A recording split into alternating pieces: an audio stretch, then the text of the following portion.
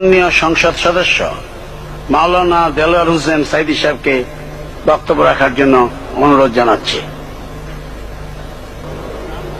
নাহমাদুহু ওয়া নুসাল্লি আলা রাসূলিহিল কারীম ওয়া আলা আলিহি ওয়া আসহাবিহি আজমাইন। আউযু বিল্লাহি মিনাশ শাইতানির রাজীম। বিসমিল্লাহির রহমানির রহিম। মাননীয় স্পিকার, আপনি এই মহান সংসদের স্পিকার হিসেবে নির্বাচিত হয় আমরা জাতীয় সংসদের পক্ষ থেকে আপনাকে অন্তরের অন্তঃস্থল থেকে মোবারকবাদ জানাচ্ছি। মাননীয় স্পিকার, আমি আজ এই সংসদে দাঁড়িয়ে ওই মহান আল্লাহ পাকের প্রশংসায় সেজদা অবনত হচ্ছি, যিনি 1 অক্টোবরের ব্যালট যুদ্ধের মাধ্যমে সুদীর্ঘ 5 বছরের দুঃশাসন, সীমাহীন দুর্নীতি, ইসলাম বিরোধী কর্মকাণ্ড, দেশব্যাপী ভয়াবহ সন্ত্রাসের মোকাবেলায় 4 দলীয় ঐক্য জোটের মহা বিজয় দান করেছেন এবং যার ফলশ্রুতিতে আজকে আমরা এই মহান সংসদে দাঁড়িয়ে কথা বলার সুযোগ লাভ করেছি। মাননীয় স্পিকার, আপনার মাধ্যমে আমি আমার অন্তরের অন্তঃস্থল থেকে দেশবাসীকে ধন্যবাদ জানাই।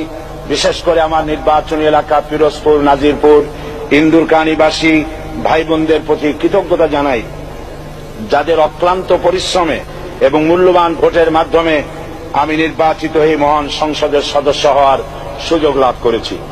মাননীয় স্পিকার, বাংলাদেশের 13 কোটি মানুষকে যারা পরিচালনা করবেন আজকে তারাই এই মহান সংসদে বসে আছেন। আমি আপনার মাধ্যমে তাদের উদ্দেশ্যে কিছু কথা বলতে চাই। জবাবদিহিমূলক সরকার, কল্যাণমূলক সরকার ও সুস্থ প্রশাসন, এই বাক্যগুলি আমরা প্রায় শুনে থাকি। এই বাক্যগুলির অর্থ সরকার স্বৈরাচার নয়, বরং জনগণের কল্যাণে জনগণ নিকট দায়বদ্ধ সরকার, যা আব্রাহাম লিঙ্কনের ভাষায় by the people, for the people, of the people. বর্তমান পৃথিবীতে মূলত গণতান্ত্রিক দেশে এখন সরকারকে বিবেচনা করা হয়। এরূপ সরকারের জনগণের সার্বভৌম ক্ষমতার উৎস হিসাবে বিবেচনা করা হয়, অর্থাৎ সংখ্যাগরিষ্ঠ প্রতিনিধিদের প্রণীত আইনই হল আইন এবং নির্বাচিত হবার পর সরকার হয়ে পড়েন সমগ্র জনগণের, আর বিরোধী দল হয় ছায়া সরকার। মাননীয় স্পিকার, সরকারকে সঠিক পথে পরিচালনার জন্য বিরোধী দলকে অপরিহার্য বিবেচনা করা হয়। বর্তমান গণতান্ত্রিক চেতনা বেশি পুরনো নয়, মানুষ মূলত রাজতান্ত্রিক স্বৈর শাসনের সাথেই বেশি পরিচিত। বস্তুত বর্তমান পৃথিবীতে গণতান্ত্রিক শাসন ব্যবস্থায় জবাবদিহিমূলক, কল্যাণমূলক, স্বচ্ছ প্রশাসনের যে কথাবার্তা আমরা শুনতে পাই, এর প্রথম উপস্থাপক হলেন বিশ্বনবী হযরত মুহাম্মদ রাসূলুল্লাহ সাল্লাল্লাহু আলাইহি ওয়াসাল্লাম। বর্তমান গণতান্ত্রিক ব্যবস্থাপনার সাথে ইসলামের মূল পার্থক্য হল সার্বভৌমত্বের ধারণা নিয়ে। ইসলামের দৃষ্টিতে সার্বভৌমত্বের মালিক জনগণ নয়, মালিক হলেন আল্লাহ রাব্বুল আলামিন। কিন্তু সরকার গঠন ও পরিচালনা জনগণের ইচ্ছার ভিত্তিতেই হতে হবে। জনগণের ইচ্ছার বিরুদ্ধে ক্ষমতায় থাকার অধিকার ইসলামের স্বীকৃত নয়। মাননীয় স্পিকার, সাধারণত লক্ষ্য করা যায় সরকার, সরকারি কর্মকর্তা, কর্মচারী বৃন্দ জনগণের উপর নানাভাবে জুলুম, নির্যাতন বা শোষণ করে থাকে।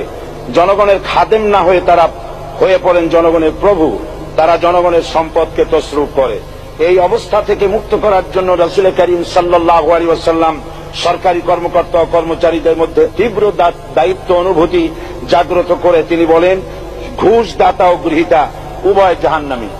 নবী করিম সাল্লাল্লাহু আলাইহি ওয়াসাল্লাম আরো বলেছেন, আমরা যদি কাউকে কোনো রাষ্ট্রীয় দায়িত্ব প্রদান করি তখন সেই ব্যক্তি তার ব্যক্তিগত কাজ যতটা নিষ্ঠা ও আন্তরিকতার সাথে পালন করে, রাষ্ট্রীয় দায়িত্ব যদি সেভাবে পালন না করে তবে কিয়ামতের দিন তাকে উল্টো করে জাহান্নামে নিক্ষেপ করা হবে। রাষ্ট্রীয় সম্পদ তসরুপের ব্যাপারে কঠোর হুঁশিয়ারি উচ্চারণ করে বিশ্বনবী মুহাম্মদ রাসূলুল্লাহ সাল্লাল্লাহু আলাইহি ওয়াসাল্লাম বলেছেন, রাষ্ট্রীয় দায়িত্ব পালনকারী কেউ যদি এক টুকরা সুতা বা তার চেয়েও ক্ষুদ্র কোনো জিনিস খেয়ানত করে তবে কিয়ামতের দিন খেয়ানতের বোঝা মাথায় করে তাকে উঠতে হবে। মাননীয় স্পিকার, আল্লাহ রসুল যে সরকার ব্যবস্থা প্রতিষ্ঠা করেছিলেন তা সত্যিকার অর্থে ছিল জনকল্যাণমূলক সরকার। তার সরকারে দায়িত্ব পালনকারী ব্যক্তিবর্গের মধ্যে চরম দায়িত্ব অনুভূতি জাগ্রত করে দেওয়া হয়েছিল। এটা সম্ভব হয়েছিল কেবলমাত্র আখিরাতের তীব্র বিশ্বাস ও মহান আল্লাহর দরবারে জবাবদিহিতার অনুভূতির মাধ্যমে। মানুষের নিকট জবাবদিহিতা পাশ কাটিয়ে যাওয়া যায়, কিন্তু আল্লাহর নিকট জবাবদিহিতা পাশ কাটানোর কোনো সুযোগ নেই।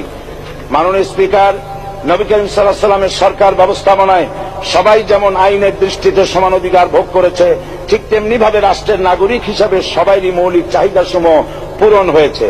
ঋণগ্রস্ত এতিম অসহায় জনগণ রাষ্ট্রীয় তহবিল থেকে সহযোগিতা লাভ করেছে। মূলত এটা জনকল্যাণমূলক সরকারের ধারণা বিশ্ববাসী তখনই প্রথম অবলোকন করে। মাননীয় স্পিকার, নবী করিম সাল্লাল্লাহু আলাইহি সাল্লাম সরকারি কর্মকর্তাদের বিরুদ্ধে কোনো অভিযোগ পেলে তখনই ব্যবস্থা গ্রহণ করতেন। আইনের চোখে সবাই সমান এবং এ কারণেই শাসকদের আত্মীয় স্বজন কারো পক্ষে সম্ভব ছিল না জনগণের উপরে জুলুম করা। খলিফা ওমর রাদিয়াল্লাহু তাআলা আনহুর এক ছেলে অপরাধী প্রমাণিত হলে সে দণ্ডভোগ থেকে রেহাই পায়নি, এমনকি এতে তার মৃত্যুদণ্ড হয়েছিল। আবার খলিফা নিজেকে আইনের ঊর্ধ্বে মনে করতেন না, তাই বর্ম চুরির ঘটনায় আলী রাদিয়াল্লাহু তাআলা আনহু কাজীর দরবারে সাধারণ ফরিয়াদির মতো উপস্থিত হন। নিজের ছেলে ও চাকরের সাক্ষী যথেষ্ট না হয় কাজী খলিফার বিপক্ষে রায় দেন। এখানে বিচার বিভাগ ছিল সম্পূর্ণ স্বাধীন এবং শাসন বিভাগের নিকট তার কোনো দায়বদ্ধতা ছিল না। মাননীয় স্পিকার, এসব হলো ইতিহাস। মুসলমান আজ অনুসরণ করতে চায় না তাদের অতীতের গৌরবোজ্জ্বল। মাননীয় স্পিকার, যে জাতির এক পূর্বসূরি মাথায় আটার বোঝা বহন করে নিয়ে চললেন আর বলে গেলেন, মানুষ কেন, ফোরাতের কূলে যদি একটি কুকুরও না খেয়ে মারা যায় তবে এই ওমর রাদিয়াল্লাহু তাআলা আনহুকে কিয়ামতের দিন আল্লাহর দরবারে জবাবদিহি করতে হবে।